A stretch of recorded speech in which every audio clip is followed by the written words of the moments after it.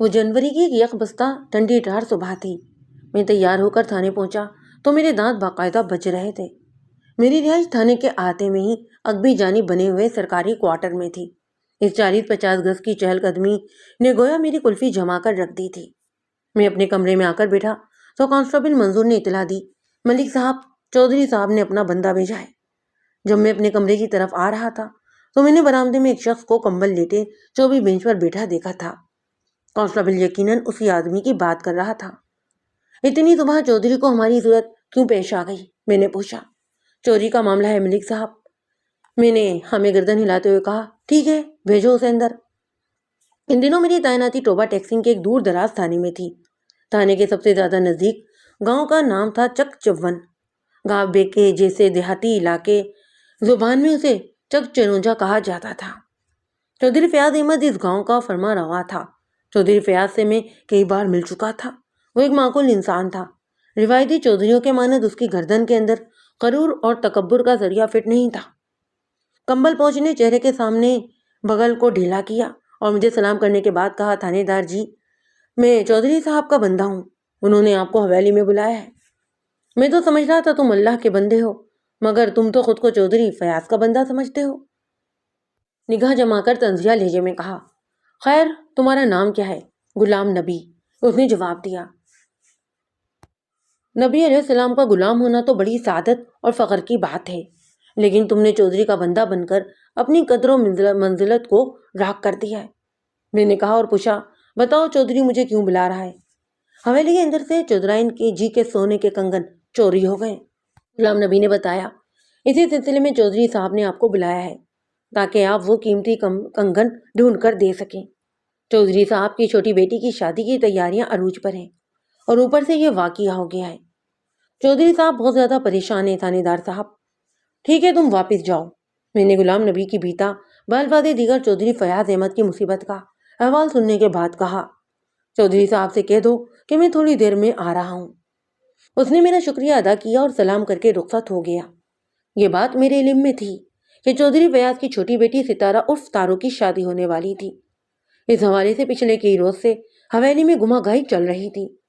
دور دراز کے علاقوں میں رہنے والے عزیزوں اور رشتہ داروں کی آمد بھی شروع ہو چکی تھی۔ یہ سب تو معمول کے عین مطابق تھا، لیکن کنگن کی چوری والی بات مجھے ہضم نہیں ہو رہی تھی۔ یہ تو ہو نہیں سکتا تھا کہ چودھرائن نے اپنے کنگن ایسے ہی کہیں روک چھوڑے ہوں۔ جس کی نگاہ پڑی وہ اٹھا کر لے گیا۔ چودھری فیاض جیسے طاقتور اور بااثر انسان کی حویلی میں چوری ہونا ایک ناممکن اور ناقابل یقین بات لگتی۔ بہرکیف میں نے کانسٹیبل علی بخش کو اپنے ساتھ لیا اور جائے وقوع کا جائزہ لینے کے لیے چودھری فیاض کی حویلی پہنچ گیا۔ چودھری نے باہر آ کر گیٹ پر میرا استقبال کیا اور مجھے اپنے ساتھ اندر لے گیا۔ حویلی میں اچھی خاصی رونق نظر آ رہی تھی اور ایسا ہونا بھی چاہیے تھا کیونکہ وہ شادی والا گھر تھا۔ ہم ایک الگ تھلگ کمرے میں آ کر بیٹھ گئے۔ چودھری کی درخواست پر کانسٹیبل کو میں نے باہر برآمدے میں چھوڑ دیا تھا۔ چودھری مجھ سے تنہائی میں بات کرنا چاہتا تھا۔ رسمی سلام دعا کے بعد چودھری نے اپنے ملازم کو کمرے میں بلایا اور تحکمانہ لہجے میں کہا، فضل دین، ملک صاحب کی خاطر مدارت کا بندوبست کرو۔ جی چودھری صاحب، وہ فرمانبرداری سے گردن ہلاتے ہوئے بڑے ادب سے بولا۔ چودھری صاحب، اس تکلف کی بھلا کیا ضرورت ہے؟ میں نے جلدی سے کہا، میں نے تھوڑی دیر پہلے ہی تو ناشتہ کیا ہے۔ اس میں تکلف کہاں سے آ گیا ملک صاحب؟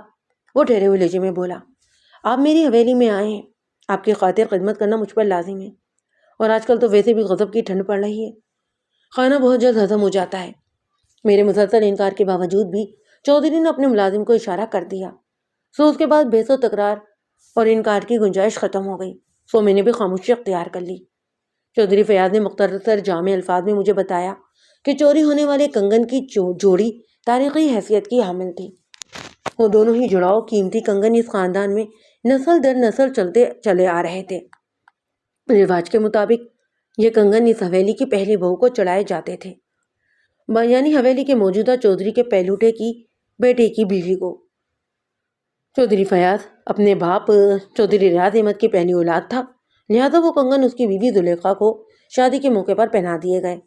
آگے ان کنگنوں کو اصولاً چودھری فیاض اور چودھرائن زلیخا کی سب سے بڑی بہو کی کلائیوں تک پہنچنا تھا، مگر یہاں ایک بہت بڑا مسئلہ پیدا ہو گیا۔ چودھری فیاض احمد کی 5 اولادیں تھیں، 3 بیٹے اور 2 بیٹیاں۔ سب سے بڑے بیٹے نعیم احمد کا انتقال 6 ماہ کی عمر میں ہو گیا اس سے چھوٹا تھا مشتاق احمد، بھری جوانی میں چل بسا۔ موت کے وقت مشتاق کی عمر محض 18 سال تھی اور وہ کمارہ ہی دنیا سے رخصت ہو گیا۔ مشتاق کے بعد مہر النساء عرف مہرو کا نمبر تھا، جس کی مناسب موقع پر شادی ہو گئی۔ اس کے 2 بچے تھے۔ مہرو کا ان دنوں اپنے شوہر اعجاز سے جھگڑا چل رہا تھا۔ وہ روٹ کر میکے میں بیٹھی ہوئی تھی۔ مہر النساء کی عمر لگ بھگ 30 سال تھی۔ مہر النساء سے چھوٹا فیاض احمد کا تیسرا بیٹا اشفاق احمد تھا۔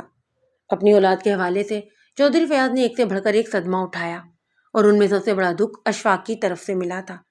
اشفاق کو تعلیم حاصل کرنے کا بڑا شوق تھا۔ جب اس نے ابتدائی تعلیم حاصل کر لی تو باپ نے اعلیٰ تعلیم کے لیے اسے انگلستان بھیج دیا۔ یہ فیاض احمد کی غلطی تھی، یا اس ذیل میں اس کی قسمت ہی خراب تھی کہ اشفاق نے تعلیم مکمل کرنے کے بعد وہیں پر ایک گوری میم سے شادی کر لی۔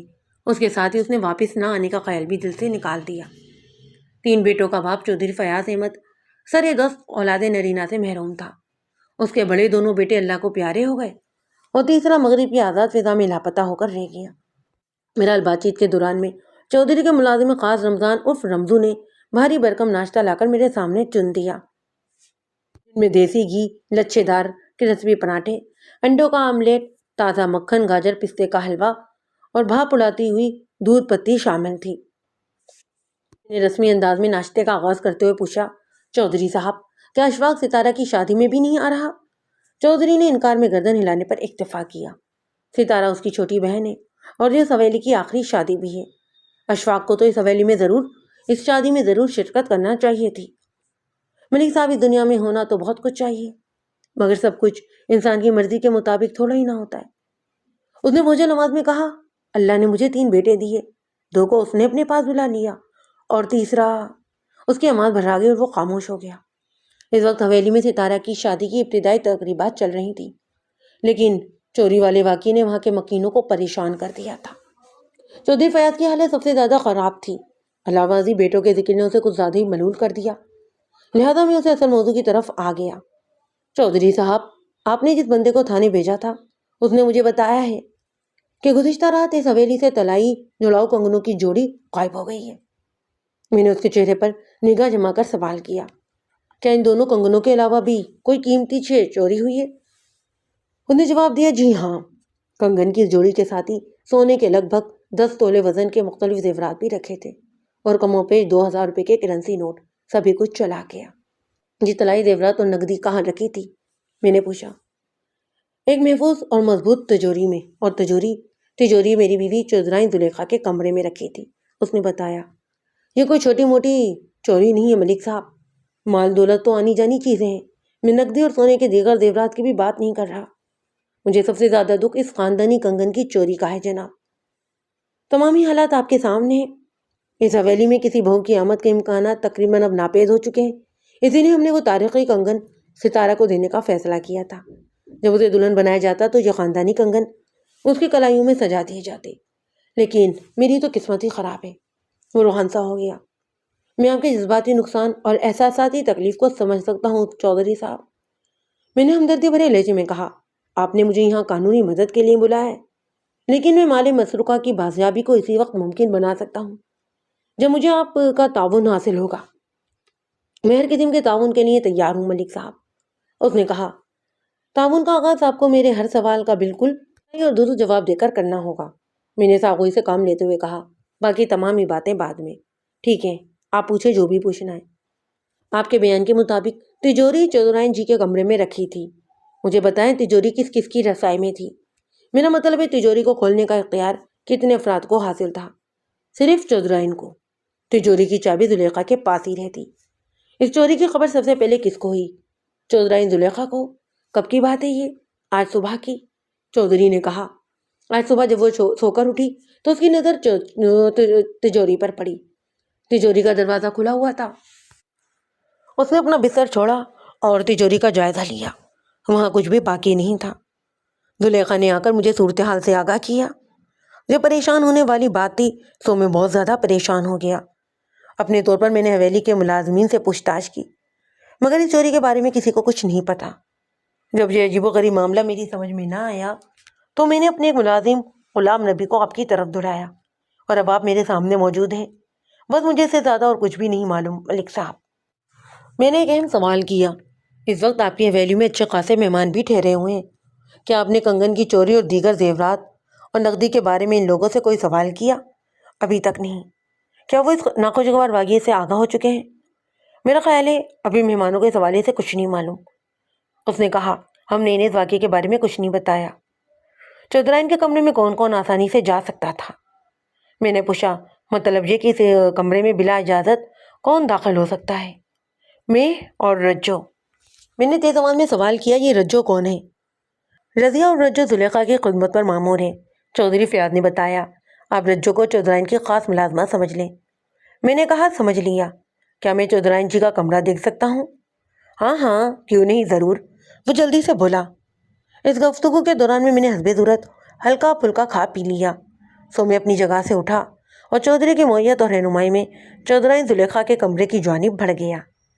چودھرائن زلیخا کا کمرہ 15 بائی 15 فٹ کی کشادہ اور ہوادار خواب گاہ تھی، تاہم سرد موسم کے تقاضوں کے پیش نظر وہاں کی کھڑکیاں اور داخلی دروازے بند تھے۔ چودھرائن کو میری آمد کی اطلاع دے دی گئی تھی، لہذا وہ گرم بستر چھوڑ کر ایک کرسی پر بھرا جمان تھی۔ رنگین پایوں والا پلنگ کمرے کی مغربی دیوار کے ساتھ لگا ہوا تھا اور اسی آئینی دیوار میں ایک تجوری رکھی ہوئی تھی جس کے معائنے کے لیے میں وہاں پر پہنچا تھا۔ آئینی تجوری ہر لحاظ سے مضبوط تھی اور اسے کھولنے کا صرف ایک ہی ذریعہ تھا، یعنی بامدد چابی۔ جس محراب کے اندر اس تجوری کو رکھا گیا تھا وہ کمرے کے فرش سے لگ بھگ 3 فٹ کی بلندی پر بنی ہوئی تھی، اور میرے اندازے کے مطابق یہ تجوری 2 فٹ چوڑی اور 2 فٹ اونچی اور 2 ہی فٹ گہری بھی تھی۔ میں نے تجوری کو کھول کر اس کے اندرون کا جائزہ لیا، لیکن مجھے کوئی ایسا واضح اشارہ نہ مل سکا جو چوری کی اس واردات پر روشنی ڈال سکتا ہو۔ اس زمانے میں فنگر پرنٹس وغیرہ اٹھانے کا رواج نہیں تھا، سو میں نے فیاض احمد کو مخاطب کرتے ہوئے کہا، چودھری صاحب، میں تنہائی میں چودھرائن جی سے بات کرنا چاہتا ہوں، اگر آپ کو برا محسوس نہ ہو تو۔ ملک صاحب، میں نے تو ہمیشہ قانون اور قانون کے رکھوالوں کا احترام کیا ہے، وہ کہنے لگا، اور آپ تو ہماری مدد کرنے آئے ہیں، میں قانونی کارروائی میں بھلا کیسے روک ڈال سکتا ہوں؟ آپ نے چودھرائن سے جو بھی پوچھنا ہے ضرور پوچھیں، میں کمرے سے باہر جا رہا ہوں۔ میں نے اس کے تعاون کا شکریہ ادا کیا۔ اس نے میرے لیے کرسی منگوائی اور وہاں سے چلا گیا۔ اب میں زلیخا کے سامنے بیٹھا ہوا تھا۔ چودھرائن کی عمر کا اندازہ میں نے 55 کے آس پاس لگایا۔ وہ ایک دراز قامت اور بھرے ہوئے جسم کی مالک باروب خاتون تھی۔ میں نے مناسب الفاظ میں چوری والے اس واقعے پر اظہار افسوس کیا تو وہ دکھ بھرے لہجے میں بولی، تھانے دار صاحب، جس نے بھی کیا ہے تباہ و برباد ہوگا، سوئنا رب اس کا برا حشر کرے گا۔ میں نے کہا، انشاءاللہ ایسا ہی ہوگا، اور میں اس چور کو بہت جلد بے نقاب بھی کر دوں گا جس نے آپ کے خاندانی کنگن اور دوسرے زیورات چرائے ہیں۔ وہ بدبخت میرے ہاتھ سے نہیں بچ سکے گا۔ چودھری صاحب کو سب سے زیادہ صدمہ اس کنگن کی چوری کا ہے۔ وہ انمول جڑاؤ کنگن اس حویلی میں پیڑھی در پیڑھی چلے آ رہے ہیں۔ پتہ نہیں کس منوس کی نظر لگی ہے، یا پھر یہ… وہ بات کو دور ہی چھوڑ کر یکدم خاموش ہوئی تو میں پوچھے بنا نہ رہ سکا، پھر کیا چودھرائن جی؟ پھر یہ کہ شاید اللہ پاک کو ہی منظور نہیں تھا۔ اسے مہم سے جواب دیا، اللہ پاک کو کیا منظور نہیں؟ دیکھیں نا جی، پتہ نہیں آپ یہ بات جانتے ہیں یا نہیں، اللہ نے مجھے 3 بیٹے اور 2 بیٹیاں دیں۔ رواج کے مطابق وہ کنگن سب سے بڑے بیٹے کی بہو کو پہنانے چاہنے تھے۔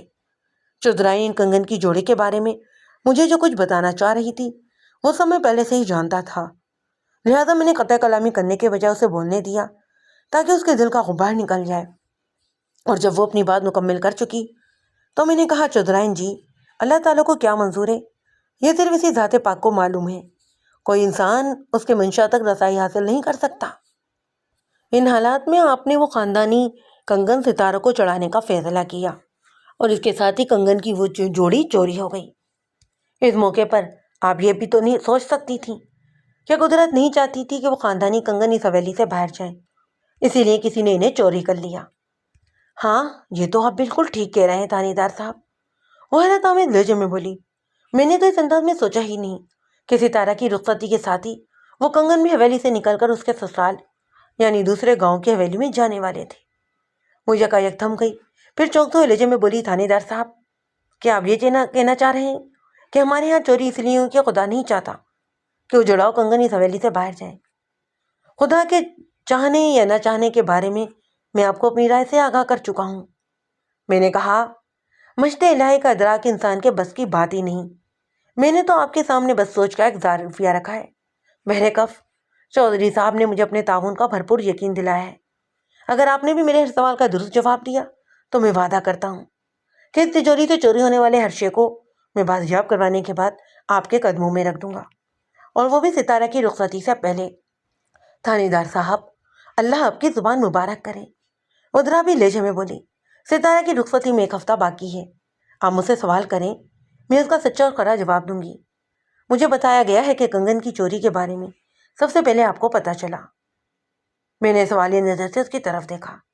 اس مال مسروقہ میں کنگن کی جوڑی، 10 تولے خاندان کے دیگر طلائی زیورات اور 2000 روپے کے کرنسی نوٹ شامل تھے، لیکن پہلے چودھری اور اب چودھرائن اس چوری کا ذکر کرتے ہوئے صرف ان خاندانی کنگن کی ہی بات کا حوالہ دے رہے تھے۔ اسی لیے اگر راوی میں بھی ایسا کہہ دوں تو ذہن کو الجھانے کی ضرورت نہیں۔ اس نے جواب دیا، جی ہاں، یہی حقیقت ہے۔ آج صبح میری آنکھ کھلی تو تجوری کا دروازہ کھلا ہوا تھا۔ میں نے اٹھ کر تجوری کے اندر جھانکا تو وہ خالی تھی۔ میں اپنے کمرے سے نکلی اور جا کر چودھری صاحب کو تمام صورتحال سے آگاہ کیا۔ پچھلی رات اس کمرے میں آپ کے علاوہ اور کون سویا تھا؟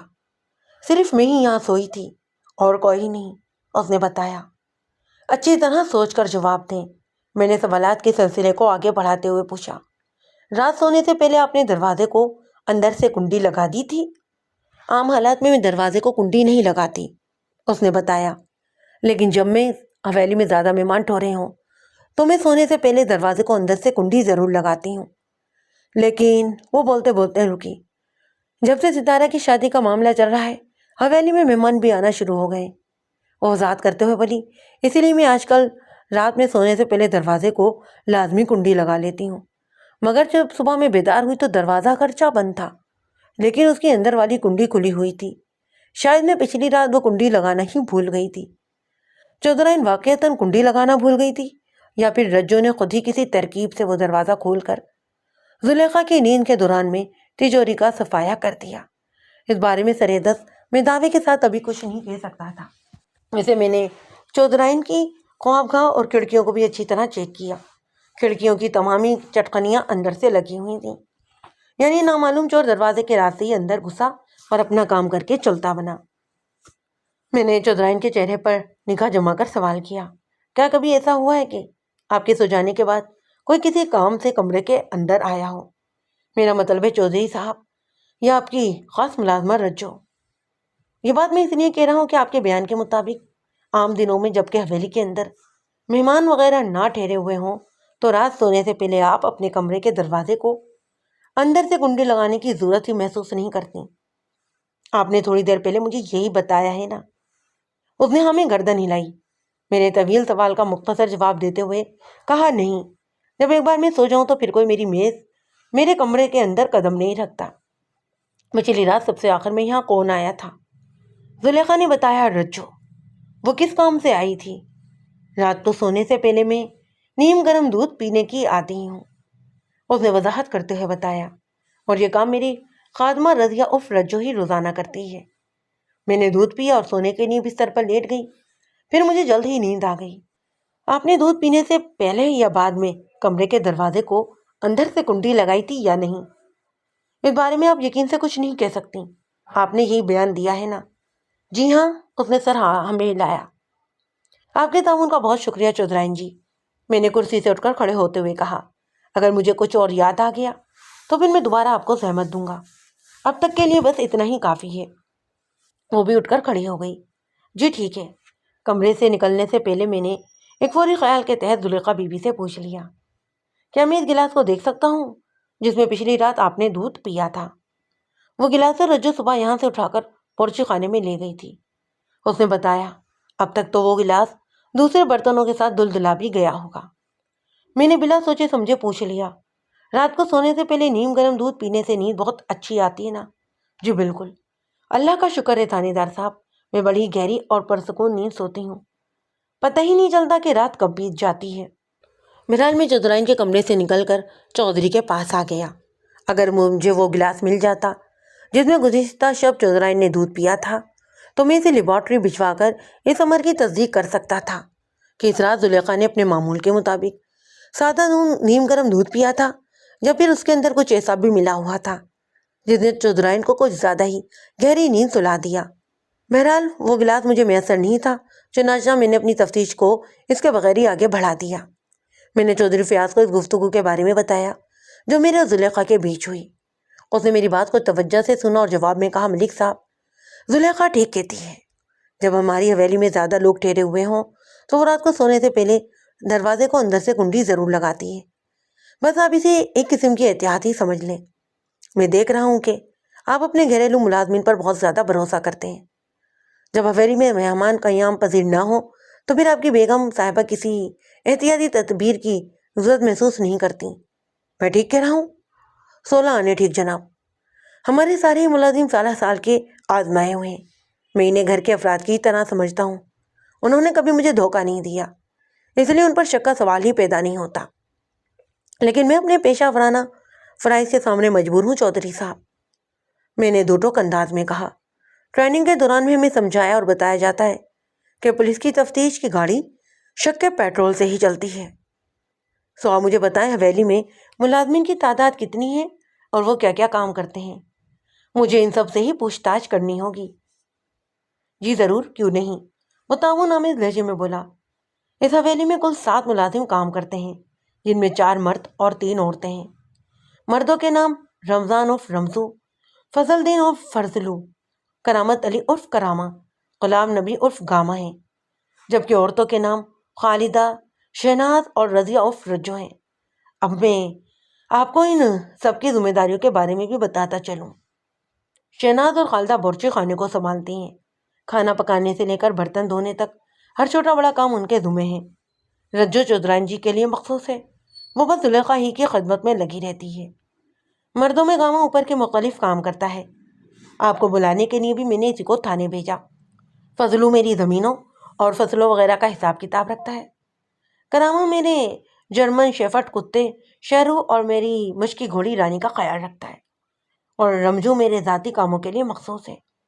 وہ ہر وقت میرے ساتھ رہتا ہے، اور جب مجھے گاؤں سے جانا ہو تو میری جیپ کو بھی وہی ڈرائیو کرتا ہے۔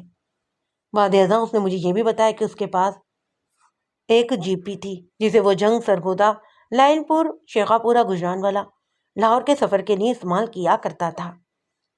آس پاس کے گاؤں دیہات کا دورہ وہ اپنی مشکی گھوڑی رانی پر کرتا۔ چودھری کی فراہم کردہ یہ معلومات مجھے پہلے سے ہی حاصل تھیں۔ حویلی سے باہر اور کتنے لوگ آپ کے یہ کام کرتے ہیں؟ چودھری کے خاموش ہونے پر میں نے سوال کیا۔ 2 افراد حویلی کے گیٹ پر پہرا دیتے ہیں، فیاض احمد نے بتایا۔ ان کے نام ارشد اور جمال ہیں۔